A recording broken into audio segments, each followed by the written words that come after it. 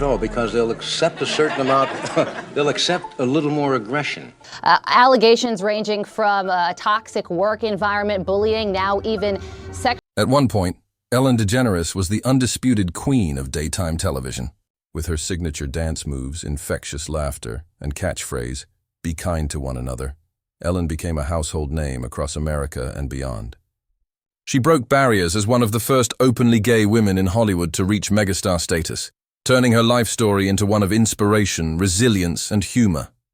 For years, she brought joy to millions, but behind the bright lights, the standing ovations, and the millions of dollars in endorsements, something deeply troubling was brewing. A darker narrative, one that no punchline could soften, began to unravel, revealing a complicated and at times heartbreaking truth about the comedian who once told the world she just wanted to make people smile. At 67, Ellen DeGeneres now finds herself in a very different spotlight, one not of celebration, but of controversy, isolation, and reflection. The woman who once symbolized positivity is now facing the aftermath of a public fall from grace. Former employees speaking out, old friends turning silent. The industry that once embraced her so tightly now keeps its distance. Fame, once her shelter, has become her prison. What really happened to Ellen DeGeneres? How did someone so beloved become the target of public scrutiny? And what does her life look like now? From childhood trauma to Hollywood betrayal, and from meteoric rise to painful downfall, this is the emotional, complicated, and truly heartbreaking story of Ellen DeGeneres at 67. Long before she became the smiling, dancing icon on television, Ellen DeGeneres was a little girl in Metairie, Louisiana, facing a pain no child should ever endure. Her early life was marred by a devastating trauma. At just a young age, Ellen revealed years later that she had been sexually abused by her stepfather. Her mother, Betty DeGeneres, had remarried after divorcing Ellen's father, and the man she brought into their home became a source of terror rather than protection. Ellen kept the abuse a secret for years. As a teenager and young adult, she carried that shame and silence like a stone in her chest. This early trauma shaped much of Ellen's later humor. It became her armor. Comedy was her escape, her defense mechanism. Joking on stage allowed her to control the narrative, to take power back. But the pain she buried was never truly gone. Her relationship with her mother grew strained, especially after she told the world about the abuse and revealed that her mother had not believed her right away. That fracture lingered for decades.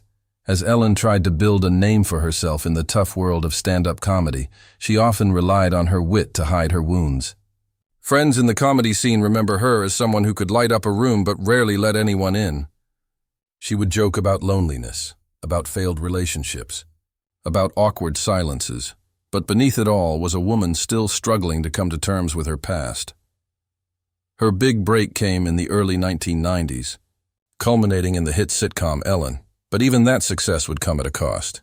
When she decided to come out as gay, both in her personal life and on the show, it was a groundbreaking moment in TV history, but it also led to enormous backlash. Sponsors pulled out, audiences dropped, and the show was ultimately canceled. Ellen became a cultural battleground, celebrated by some, vilified by others. The trauma of rejection hit her once again, but this time it came from millions.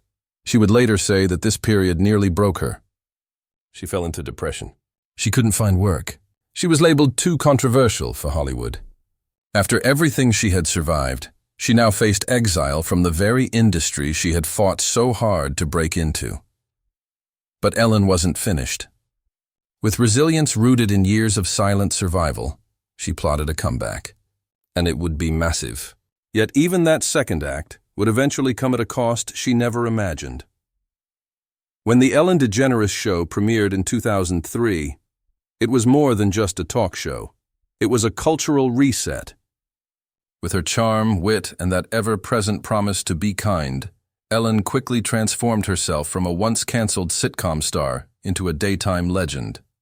She danced through the audience aisles, handed out life-changing gifts, and brought laughter into people's homes during times when the world felt heavy. For many, Ellen was more than a celebrity. She was a beacon of hope, especially for the LGBTQ+ community, who saw in her an unapologetically open figure finally being embraced by the mainstream. But as her fame soared and the show raked in hundreds of millions of dollars, a different atmosphere reportedly existed behind the scenes, one far removed from the kindness she so publicly preached.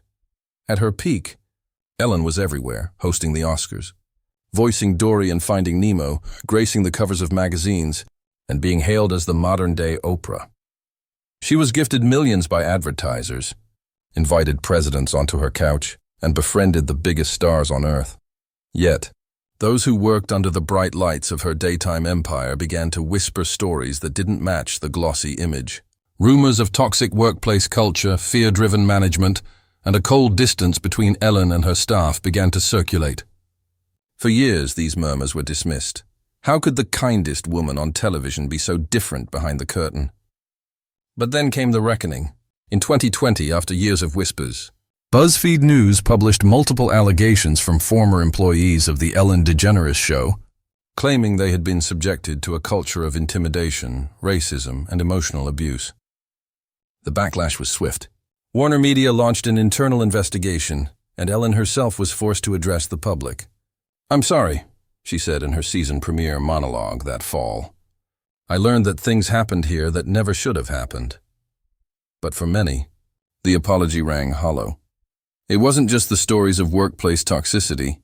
It was the idea that Ellen, the woman who so often told others to be kind, might have been hiding behind a carefully curated persona.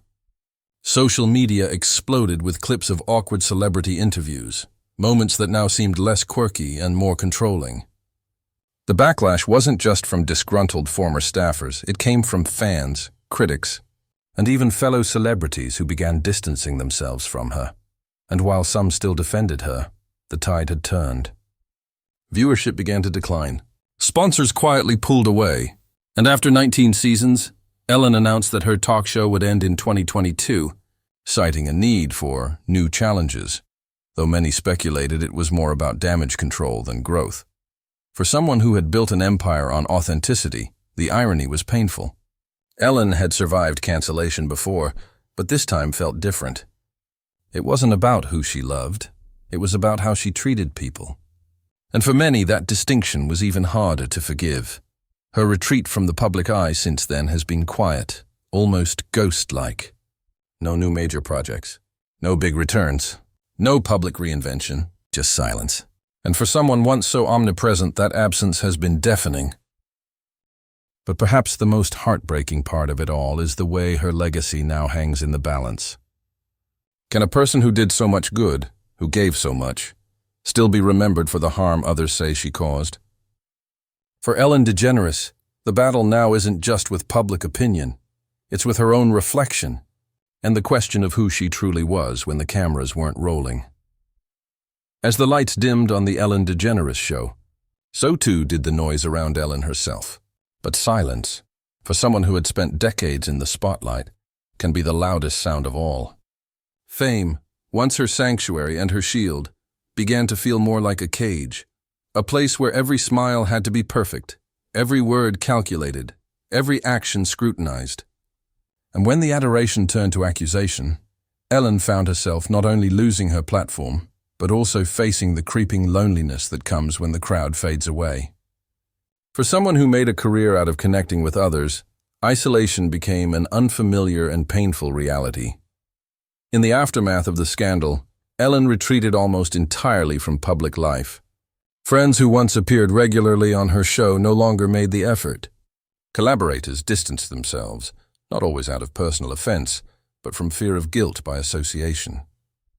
The Hollywood ecosystem, known for its speed in turning on its own, left Ellen in the cold.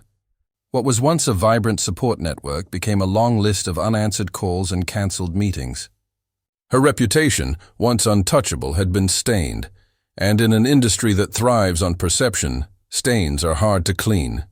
Even in her personal life, the cracks began to show. Portia de Rossi, her wife since 2008, remained publicly supportive, but behind closed doors, sources reported a strain that couldn't be ignored.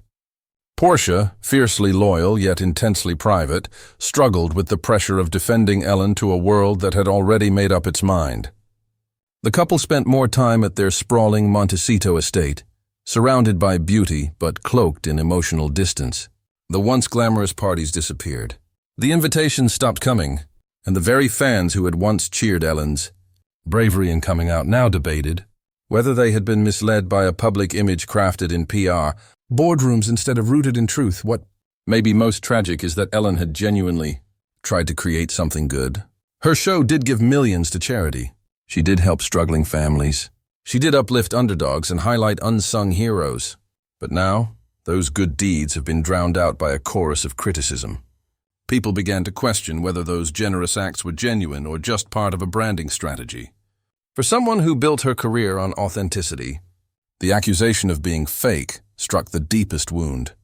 In interviews before her show ended, Ellen insisted that the allegations didn't reflect who she truly was.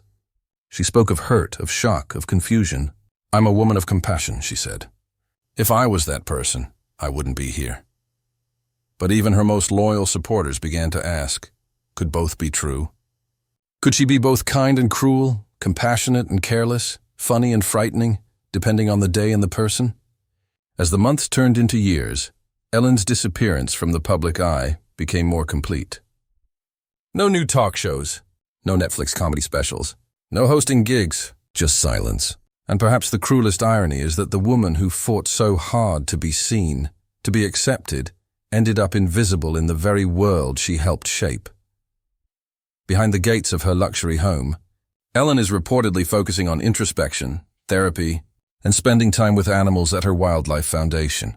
She's trading interviews for gardening, red carpets for long walks in silence. It's a far cry from the dancing TV host who once brought millions to their feet.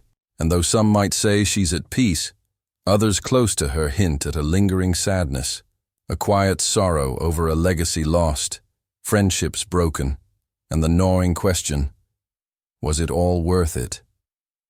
Now at 67, Ellen DeGeneres finds herself living in the shadow of the very empire she once built, a quiet, bittersweet existence removed from the stages, the laughter, and the fame that once defined her. In her sprawling California estate surrounded by animals she's rescued, Ellen has traded in the spotlight for seclusion. There are no teleprompters, no cheering audiences, no celebrity interviews. For the first time in decades, she is no longer performing. And that stillness has forced her into a kind of reflection that fame rarely allows. Because when the applause dies down and the masks fall away, what remains is the person behind it all, the one no camera ever truly captured. In private, Ellen is said to be wrestling with regret, not just over how things ended, but over how disconnected she had become.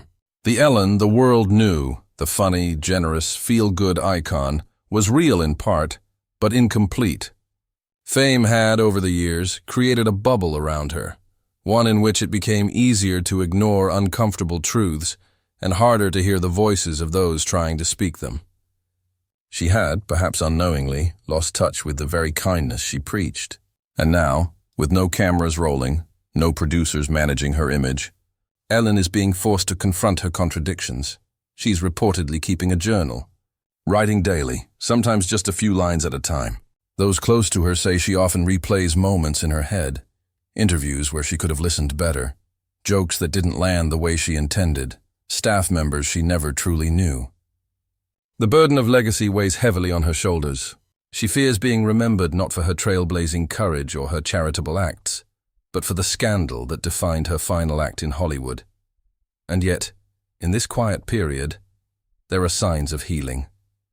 Her relationship with Portia de Rossi has deepened, not despite the turmoil, but because of it. Without the noise of fame, the two have reportedly grown closer, spending long evenings talking, reflecting, and slowly rebuilding trust in a world that feels more authentic than ever before. Portia remains Ellen's rock, encouraging her to forgive herself and reminding her of the good she's done, not to erase the past, but to find peace with it. Professionally, Ellen has no plans for a major comeback. Offers have come and gone, but she's turned most of them down. In interviews leading up to her show's finale, she admitted she was exhausted and needed time to figure out what's next. But the truth is, she may never return to the spotlight. Not because she can't, but because she's no longer sure she belongs there. Fame, after all, had given her everything and taken just as much. The tragedy of Ellen DeGeneres isn't just in the fall from grace. It's in how deeply she believed in her message of kindness, and how blind she may have become to whether she was truly living it. Her story is a reminder that even those who inspire millions can carry private pain. That behind every smile can be a wound. That even icons are human, flawed, and fragile, and deserving not only of accountability, but also of compassion. Whether or not the world ever fully forgives Ellen, whether her legacy is restored or remains fractured, one truth stands clear. Hers is a story of triumph and turmoil, of laughter and loss, of fame and its cost. And now at 67, far from the echo of applause, Ellen DeGeneres is finally learning what it means to simply be, without expectation, without persona, without performance. Because sometimes, the most heartbreaking tragedy is realizing that the person you were trying to be for everyone else was never truly you.